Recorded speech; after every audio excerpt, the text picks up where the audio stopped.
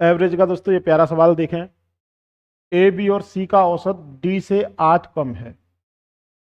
A B और सी का जो दोस्तों आपको औसत दे रखा है वो डी से 8 कम है, यानी डी है तो ये दोस्तों कितना रहेगा, इनका औसत डी से 8 कम रहेगा। और ए बी सी डी का दोस्तों इन सभी का औसत आपको कितना दे रखा है, 42 दे रखा है सभी का औसत। तो आपसे पूछा गया है 3D-2 और D+5 का औसत क्या होगा। दोस्तों हम डेविएशन यूज करेंगे। डेविएशन क्या कहता है, आप अपनी मर्जी से कुछ भी औसत मान लें और उससे विचलन देखें। मैंने माना डी है मेरा औसत। अब दोस्तों यहाँ पे औसत सभी का औसत डी है, इसका भी औसत डी है, यानी यहाँ पे तो विचलन 0 है।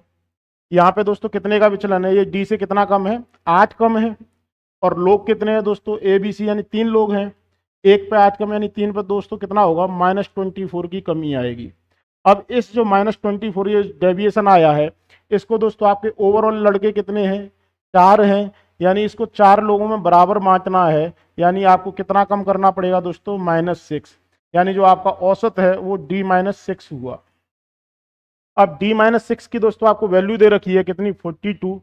D-6 आपका 42 दे रखा है, तो यहाँ से आप D निकाल सकते हैं। D कितना आया, 48 आ गया। अब आपसे मेरे भाई पूछा क्या गया है, आपसे पूछा गया है 3D-2 और D+5। यहाँ पे D की वैल्यू रखने की दोस्तों गलती ना करें, इनका पहले सीधा सीधा औसत लें, इन दोनों को जोड़ें। दोनों को जोड़ा दोस्तों कितना आया, 4D+3, और इनके औसत के लिए मैं 2 से भाग दूंगा, यानी इनका औसत दोस्तों कितना आएगा, 2D+1.5। यहाँ पे D की वैल्यू आपको 48 आ चुकी है, यानी 96+1.5। करेक्ट ऑप्शन दोस्तों कौन सा रहेगा, 97.5 ऑप्शन बी। यदि आपको वीडियो पसंद आए, लाइक शेयर सब्सक्राइब जरूर करें। धन्यवाद।